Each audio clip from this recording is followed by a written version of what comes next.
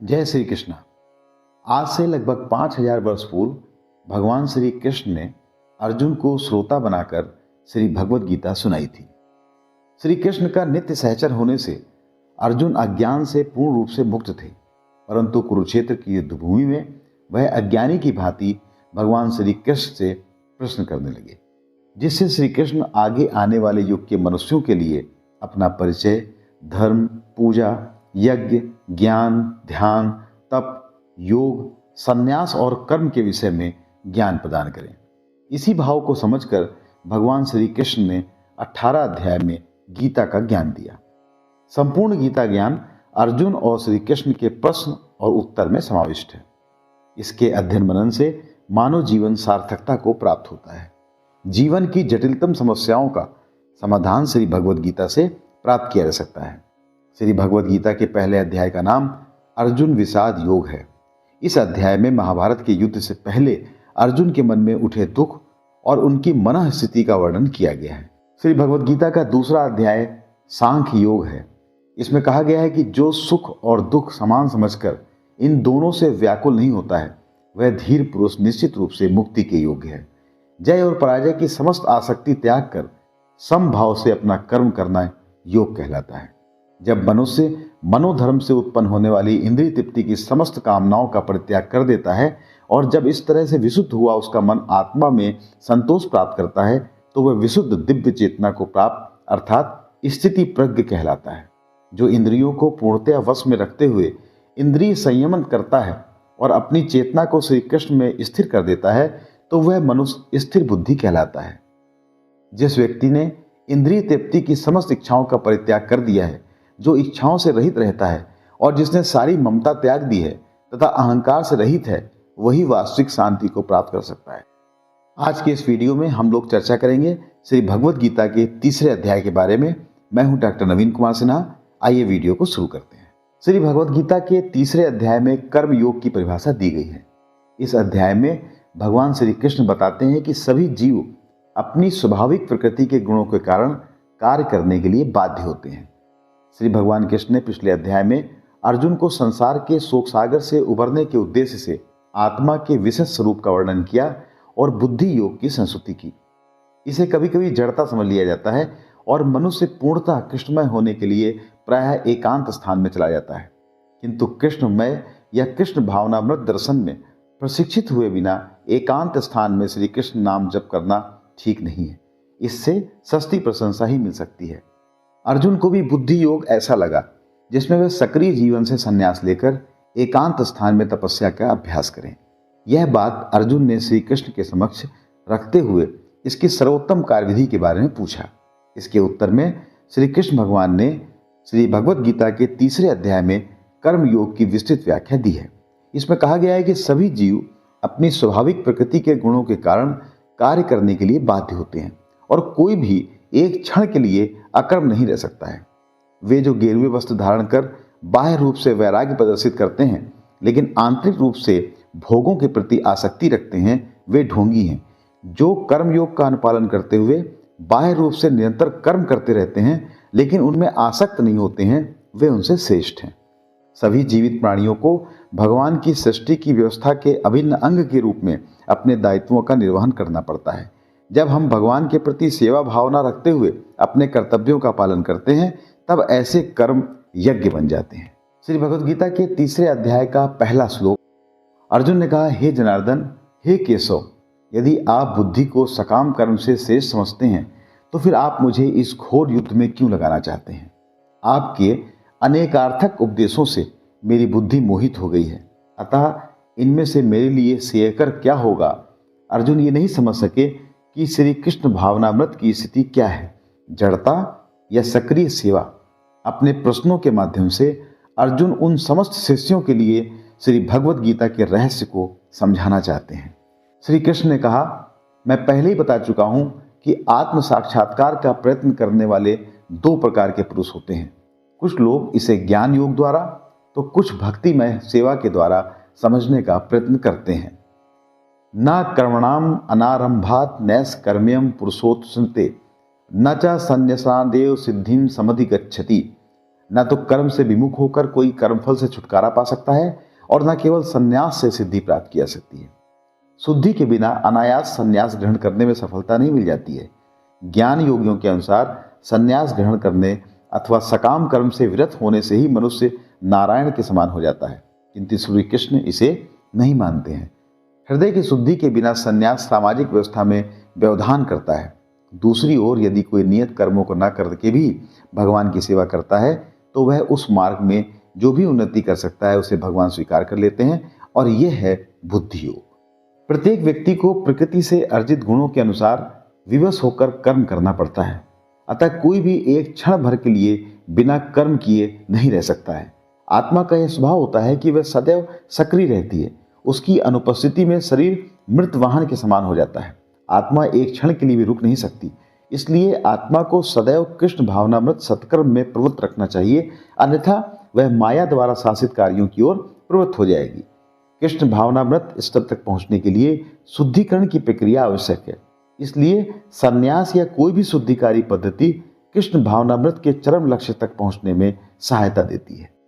श्री भगवद गीता के 3 अध्याय के 6 और 7वें श्लोक में कहा गया है कि जो कर्मेंद्रियों को वश में तो करता है, किंतु जिसका मन इंद्रिय विषयों का चिंतन करता रहता है वह निश्चित रूप से स्वयं को धोखा देता है और मिथ्याचारी कहलाता है। दूसरी ओर यदि कोई निष्ठावान व्यक्ति अपने मन के द्वारा कर्मेंद्रियों को वश में करने का प्रयत्न करता है और बिना किसी आसक्ति के कर्म योग अर्थात कृष्ण भावनामृत करता है तो वह अति उत्कृष्ट है। एक गृहस्थ भी कृष्ण भावनामृत में नियमित सेवा करके कर्मयोग के लक्ष्य तक पहुंच सकता है। आत्म साक्षात्कार के लिए मनुष्य शास्त्रों द्वारा अनुमोदित संयमित जीवन बिता सकता है और अनासक्त भाव से अपना कार्य करते हुए प्रगति कर सकता है। जो निष्ठावान व्यक्ति इस विधि का पालन करता है वह उस पाखंडी से कहीं श्रेष्ठ है जो लोगों को ठगने के लिए आध्यात्मिकता का आवरण ओढ़े रहता है। अपना नियत कर्म करो, क्योंकि कर्म न करने की अपेक्षा कर्म करना श्रेष्ठ है। कर्म के बिना शरीर निर्वाह नहीं हो सकता है। श्री विष्णु के लिए यज्ञ रूप में कर्म करना चाहिए, अन्यथा कर्म के द्वारा इस भौतिक जगत में बंधन उत्पन्न होता है, क्योंकि अच्छे तथा बुरे कर्मों के फल होते हैं और कोई भी फल कर्म करने वाले को बांध लेता है। अतः श्री कृष्ण को प्रसन्न करने के लिए जब कर्म किया जाता है तो वह मुक्त दशा को प्राप्त होता है। यही महान कर्म कौशल है। लेकिन प्रारंभ में इस विधि में अत्यंत कुशल मार्गदर्शन की आवश्यकता है। सारांश में इंद्रिय तृप्ति के लिए कुछ भी नहीं किया जाना चाहिए, अपितु हर कार्य श्री कृष्ण की प्रसन्नता के लिए होना चाहिए। सृष्टि के प्रारंभ में समस्त प्राणियों के स्वामी प्रजापति ने विष्णु के लिए यज्ञ सहित मनुष्यों तथा देवताओं की संततियों को रचा और उन्होंने कहा कि तुम इस यज्ञ से सुखी रहो, क्योंकि इसके करने से तुम्हें सुखपूर्वक रहने तथा मुक्ति प्राप्त करने के लिए समस्त वांछित वस्तुएं प्राप्त हो सकेंगी। भगवान ने इस भौतिक जगत को इसलिए रचा कि लोग यह सीख सकें कि वे भगवान विष्णु को प्रसन्न करने के लिए किस प्रकार यज्ञ करें, जिससे वह चिंता मुक्त और सुखपूर्वक रह सकें तथा इस भौतिक देह का अंत होने पर भगवत धाम को जा सकें। यज्ञों के द्वारा प्रसन्न होकर देवता तुम्हें भी प्रसन्न करेंगे और इस तरह मनुष्यों तथा देवताओं के मध्य सहयोग से सभी को संपन्नता प्राप्त होगी। जीवन की विभिन्न आवश्यकताओं की पूर्ति करने वाले विभिन्न देवता यज्ञ संपन्न होने पर प्रसन्न होकर तुम्हारी सभी आवश्यकताओं की पूर्ति करेंगे, किंतु जो इन उपहारों को देवताओं को अर्पित किए बिना भोगता है वह निश्चित रूप से चोर है। यदि हम जीवन उद्देश्य को भूलकर भगवान के प्रतिनिधियों से अपनी इंद्रिय तृप्ति के लिए वस्तुएं लेते रहेंगे और इस संसार में अधिकाधिक फंसते जाएंगे तो निश्चय ही हम चोर हैं। भगवान के भक्त सभी प्रकार के पापों से मुक्त हो जाते हैं, क्योंकि वे यज्ञ में अर्पित किए भोजन जो कि प्रसाद हो जाता है उसे खाते हैं। अन्य लोग जो अपने इंद्रिय सुख के लिए भोजन बनाते हैं वे निश्चित रूप से पाप खाते हैं। सारे प्राणी अन्न पर आश्रित हैं जो वर्षा से उत्पन्न होता है। वर्षा यज्ञ संपन्न करने से होती है और यज्ञ नियत कर्मों से उत्पन्न होता है। कृष्ण भावना भावित व्यक्ति जो केवल कृष्ण को अर्पित किया गया भोजन करता है वह उन समस्त भौतिक दूसरों के फलों का सामना करने में समर्थ होता है जो आत्म साक्षात्कार के मार्ग में बाधक बनते हैं। भगवद गीता के 3 अध्याय के 15वें श्लोक में कहा गया है, वेदों में नियमित कर्मों का विधान है और ये वेद साक्षात श्री भगवान परम ब्रह्म से प्रकट हुए हैं। फलतः सर्वव्यापी ब्रह्म यज्ञ कर्मों में सदा स्थित रहता है। इस श्लोक में यथार्थ कर्म अथवा कृष्ण को प्रसन्न करने के लिए कर्म की आवश्यकता को विवेचित किया गया है। वेदों के निर्देश के बिना किया गया कोई भी कर्म विकर्म या अवैध अथवा पापपूर्ण कर्म कहलाता है। इसलिए कर्म फल से बचने के लिए सदैव वेदों से निर्देश प्राप्त करना चाहिए। अध्याय 3 के 16वें श्लोक में कहा गया है, हे प्रिय अर्जुन, जो मानव जीवन में इस प्रकार वेदों द्वारा स्थापित यज्ञ चक्र का पालन नहीं करता, वह निश्चय ही पापमय जीवन व्यतीत करता है। ऐसा व्यक्ति केवल इंद्रियों की तुष्टि के लिए व्यर्थ ही जीवित रहता है। प्रकृति के नियमानुसार यह मानव शरीर विशेष रूप से आत्म साक्षात्कार के लिए मिला है, जिसे कर्म योग, ज्ञान योग या भक्ति योग में से किसी एक विधि से प्राप्त किया जा सकता है। किंतु जो व्यक्ति आत्मा में ही आनंद लेता है तथा जिसका जीवन आत्म साक्षात्कार युक्त है और जो अपने में ही पूर्णतः संतुष्ट रहता है, उसके लिए कुछ भी करनी है अर्थात कर्तव्य नहीं होता है। स्वरूप सिद्ध व्यक्ति के लिए न तो अपने नियत कर्मों को करने की आवश्यकता रह जाती है और न ऐसा कर्म न करने का कोई कारण ही रह जाता है।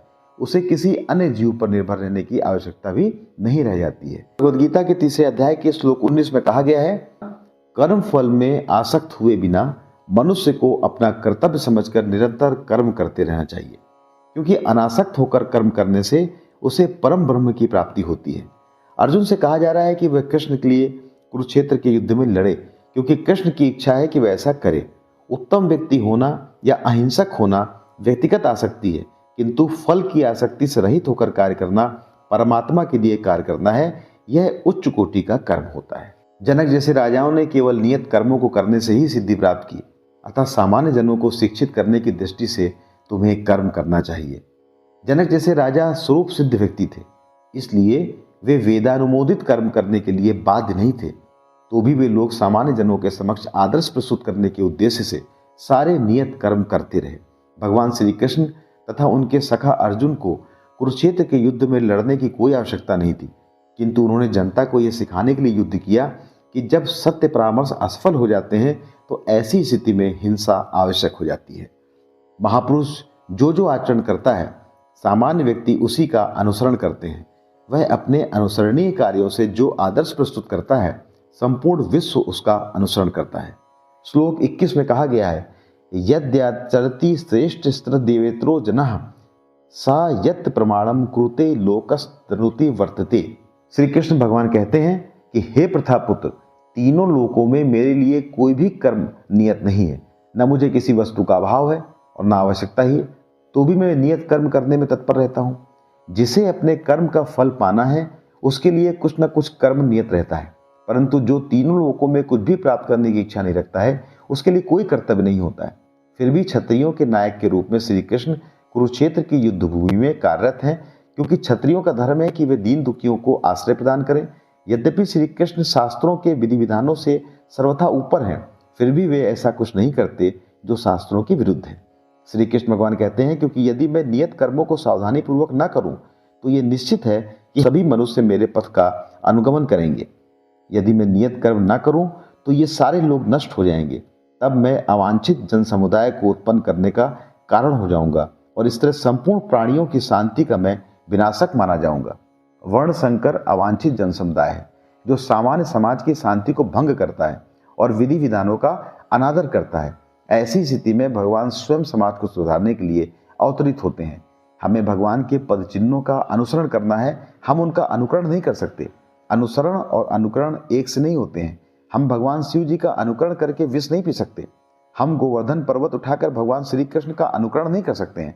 हमें शक्तिमान लोगों का अनुकरण न करते हुए उनका अनुसरण करना चाहिए, न कि बिना योग्यता के किसी को उनका स्थान ग्रहण करने का प्रयत्न करना चाहिए। श्री भगवद गीता के 3 अध्याय के 25वें, 26वें और 27वें श्लोक में कहा गया है कि जिस प्रकार अज्ञानी लोग फल की आसक्ति से कार्य करते हैं, उसी प्रकार विद्वान लोगों को चाहिए कि वे लोगों को उचित पथ पर ले जाने के लिए अनासक्त रहकर कार्य करें। विद्वान व्यक्तियों को चाहिए कि वे सकाम कर्मों में आसक्त अज्ञानी पुरुषों को कर्म करने से रोके नहीं, जिससे उनका मन विचलित न हो, बल्कि भक्ति भाव से कर्म करते हुए वह उन्हें सभी प्रकार के कार्यों में लगाएं। जीवात्मा अहंकार के प्रभाव में मोहग्रस्त होकर स्वयं को समस्त कर्मों का कर्ता मान बैठता है, जबकि वास्तव में वे प्रकृति के तीनों गुणों द्वारा संपन्न किए जाते हैं। व्यक्ति दो प्रकार के होते हैं, एक वे जो कृष्ण भक्ति में लीन हैं और दूसरे वे जो भौतिक चेतना वाले होते हैं। भौतिक चेतना वाले व्यक्ति अहंकार के कारण आश्वस्त रहते हैं कि वे सभी वस्तुओं का कर्ता है। उन्हें यह नहीं पता कि उसके इस स्थूल व सूक्ष्म शरीर की रचना ईश्वर की अध्यक्षता में की गई है। इसलिए उसके सारे शारीरिक और मानसिक कार्य कृष्ण की सेवा में तत्पर होने चाहिए। अध्याय 3 के श्लोक 28 में कहा गया है, तत्ववित्तु महाबाहो गुण कर्म विभागयो गुणा गुणेषु वर्तन्त इति मत्वा न सज्जते। भक्ति भाव में कर्म तथा सकाम कर्म के भेद को भली भांति जानते हुए जो परम सत्य को जानने वाला है, वह कभी भी अपने आप को इंद्रियों में तथा इंद्रिय तृप्ति में नहीं लगाता है। वह जानता है कि उसके जीवन की भौतिक दशा भगवान के नियंत्रण में है, फलता वह सभी प्रकार के भौतिक बंधनों से विचलित नहीं होता, क्योंकि वह इन्हें भगवत कृपा मानता है। माया के गुणों से मोहग्रस्त होने पर अज्ञानी पुरुष पूर्णतः भौतिक कार्यों में संलग्न रहकर उनमें आसक्त हो जाते हैं। यद्यपि उनकी ये कार्य उनमें ज्ञान भाव के कारण अधम होते हैं, किंतु ज्ञानी को चाहिए कि उन्हें विचलित न करे। इसलिए हे अर्जुन, अपने सारे कार्यों को मुझ में समर्पित करके मेरे पूर्ण ज्ञान से युक्त होकर लाभ की आकांक्षा से रहित, स्वामित्व के किसी दावे के बिना तथा आलस्य से रहित होकर युद्ध करो। परमेश्वर की इच्छा के लिए मनुष्य को सर्वस्व की बलि करनी होती है और साथ ही स्वामित्व जताए बिना स्वधर्म का पालन करना होता है। जिस प्रकार कोषाध्यक्ष अपने स्वामी के लिए लाखों रुपए गिन सकता है, किंतु इनमें से वह अपने लिए एक पैसा भी नहीं रखता, इसी प्रकार मनुष्य को यह समझना चाहिए कि इस संसार में किसी व्यक्ति का कुछ भी नहीं है, सारी वस्तुएं परमेश्वर की हैं। अध्याय 3 के 31वें श्लोक में कहा गया है, जो व्यक्ति मेरे आदेशों के अनुसार अपना कर्तव्य करते रहते हैं और ईर्ष्या रहित होकर इस आदेश का श्रद्धापूर्वक पालन करते हैं, वे सकाम कर्म के बंधन से मुक्त हो जाते हैं। किंतु जो ईर्ष्यावश इन उपदेशों की उपेक्षा करते हैं और इनका पालन नहीं करते हैं, उन्हें समस्त ज्ञान से रहित, दिग्भ्रमित तथा सिद्धि के प्रयासों में नष्ट भ्रष्ट समझना चाहिए। ज्ञानी पुरुष भी अपनी प्रकृति के अनुसार कार्य करता है, क्योंकि सभी प्राणी तीनों गुणों से प्राप्त अपनी प्रकृति का ही अनुसरण करते हैं। किसी को भी सहसा अपने नित्य कर्म त्याग कर बनावटी योगी या कृत्रिम अध्यात्मवादी नहीं बन जाना चाहिए। इसके लिए आवश्यक है कि यथा स्थिति में रहकर श्रेष्ठ प्रशिक्षण द्वारा ज्ञान प्राप्त करने का प्रयास किया जाए। अध्याय 3 के श्लोक 34 में कहा गया है कि प्रत्येक इंद्रिय तथा उसके विषय से संबंधित राग देश को व्यवस्थित करने के नियम होते हैं।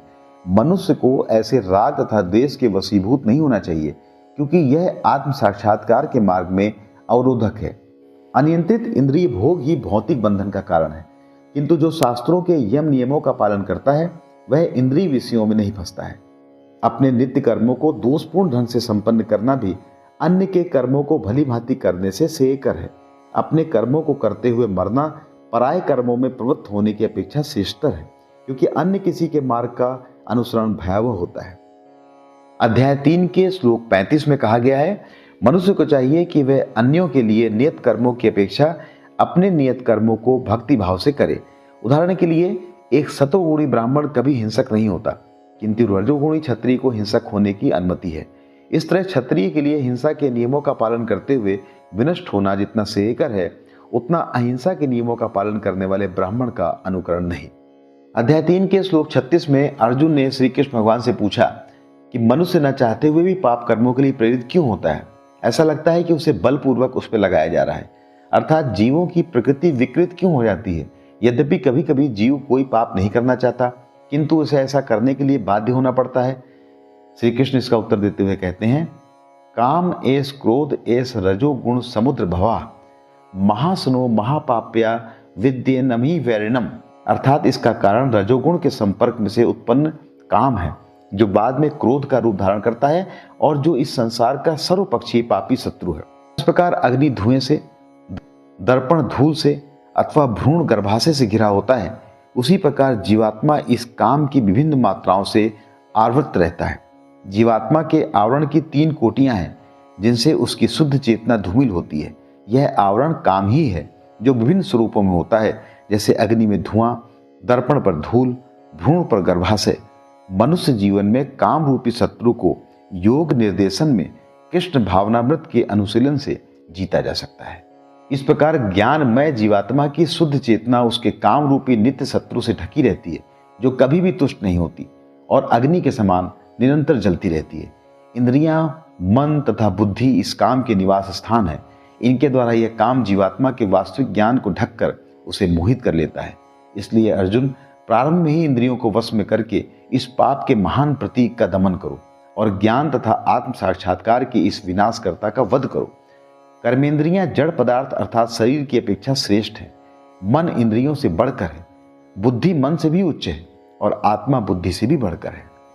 शारीरिक कर्म का अर्थ है इंद्रियों के कार्य और इन इंद्रियों के अवरोध का अर्थ है सारे शारीरिक कर्मों का अवरोध।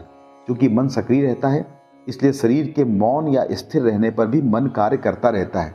जैसे स्वप्न के समय मन कार्यशील रहता है, किंतु मन के ऊपर भी बुद्धि की संकल्प शक्ति होती है और बुद्धि के भी ऊपर स्वयं आत्मा है।